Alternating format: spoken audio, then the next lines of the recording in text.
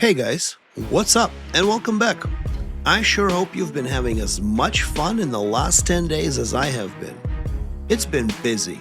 I've been leveling my alts non-stop with the goal of having 3 level 70s by the time arena and raiding becomes available. Which is why I have barely made any videos in the last 2 weeks.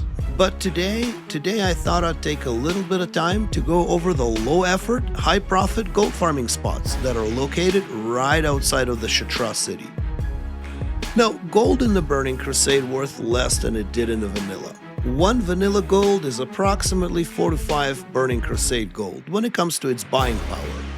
So a lot of people who thought they may have saved up a hefty amount of gold for the Burning Crusade are now stricken with reality of 5,000 gold mount training and a 7,000 gold bills for leveling blacksmithing, for example, to 375.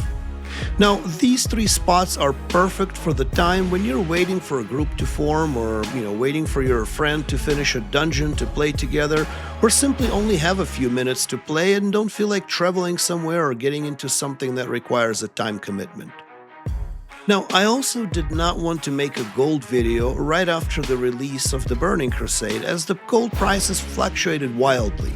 They still kind of do, but with the 10 days into the Burning Crusade, now things start to settle and prices tend to be more fixed to a certain amount. Now, this is not to say that that's how much things are going to be forever. As phases change and different gear, raids, and bosses roll out, demand for certain items will also change. Now, I'm going to farm each one of these spots for 1 hour, and then we'll compare how much gold we make from each of the spots, how much competition we faced, and which of the spots is the best. First spot we have is the Shadow Tomb, located northwest of the Outland. Here, we will farm Cabal Orcs for marks and fell armaments. Each mob has about 45% chance to drop the mark, which currently goes for about 85 silver, and 1 to 2% chance to drop the fell armaments, which currently goes for about 13 gold. Second spot is located right outside of the Illyrian stronghold, and here we're killing the spiders for their netherweb spider silk, which currently sold for about 6 gold. Spiders do have a 15% chance to drop one. The last spot is right outside the city by the lake. It's actually in the lake. In the lake we will be farming motes of water from eels, with about 13% chance to drop. Now, motes by themselves go for about 2 to 3 gold, but when they're turned into primal water, they can easily fetch 30-35 gold apiece. So without further ado, let's get into it. Now, before we go over every farm, I have a huge favor to ask you all.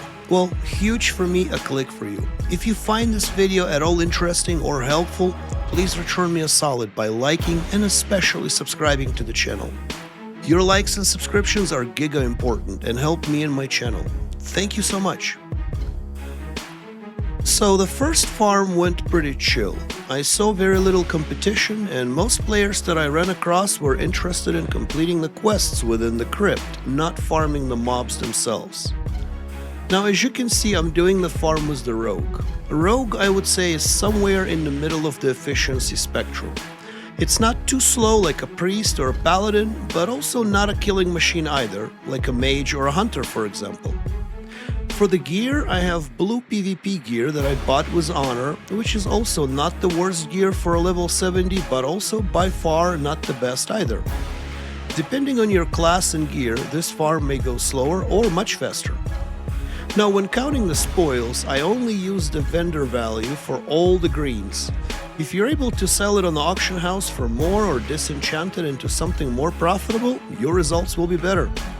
So at the end, we got 69 marks and 2 fell armaments, a bunch of cloth, greens, and other miscellaneous junk.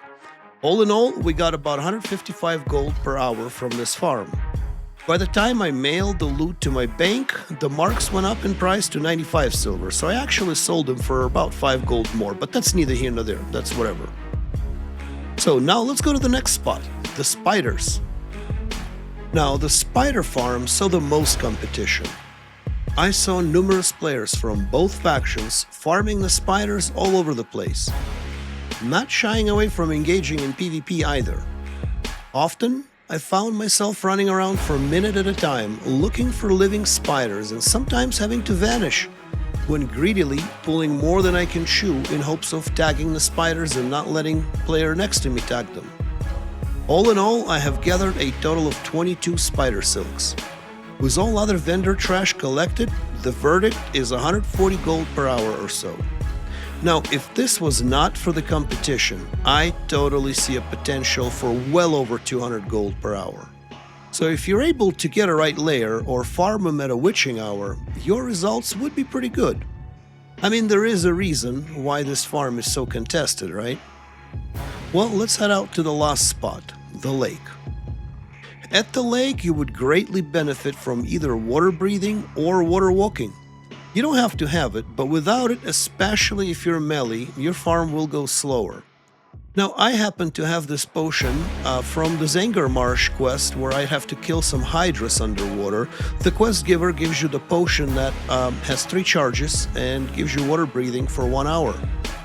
I still have 2 charges left, so I will be using that. You can either use a spell for water walking, have water breathing, or you can buy a potion if you'd like to. Again, you don't have to. So let's see how much this farm will yield. The eels were moderately contested, but nothing too crazy. A mage here, a hunter there, some horde on the other side of the lake. I have killed a lot of eels in that 1 hour. Now, there are also basilisks all over the shore, and if you happen to aggro them as they're running around all over the place, there are also decent drops or decent parts to drop from them, like the eyes that go for about a gold, and meats 3 for a gold. So if you happen to aggro as you're running around, go ahead and kill them. Now, at the end of the hour, I had collected 45 motes of water. By themselves, they go anywhere between 2 and 4 gold, and if combined into primals, which you need 10 of motes for 1 primal, they go for slightly more than the 10 single ones. Final tally, 165 gold per hour. That's including all the vendor trash, all the greens, and all the motes of water.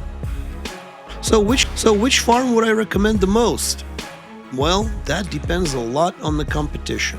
Spider Silk seems to be by far the most gold potential, but also by far most contested. Eels are in close second, as if there was no competition, I would have been able to farm a lot more than I did, and would be probably looking at about 200 gold an hour if there was no competition again.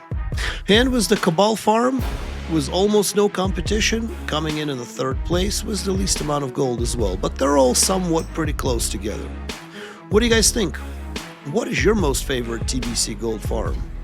Are you farming at all? Or how do you make the gold in the Burning Crusade?